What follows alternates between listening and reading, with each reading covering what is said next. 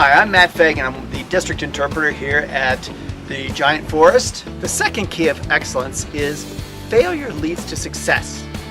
And this slab behind me is a perfect example of how the National Park Service failed in one way to protect the giant sequoias, but in looking at that, we have actually become very successful in how we now know about the ecology of the giant sequoias as well as how best to preserve them. This slab came from a tree that the National Park Service cut down in the 1950s because it was quote-unquote threatening a cabin. And after we cut that down, we started thinking, maybe we've got our thinking backwards.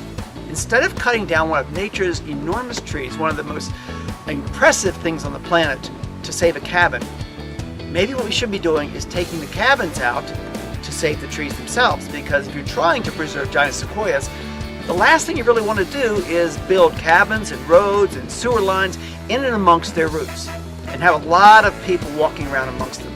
So what we did over the next few decades, culminating in the 1990s, is that we moved almost all of the development out of the giant forest into an area that did not have giant sequoias, that was already what they called disturbed. It had already been manipulated. And after we did that, we made sure that people had a chance to come to see the giant trees. We have separate trails that we have locked off by fences, and we have actually some accessible trails that are paved for all people to see them.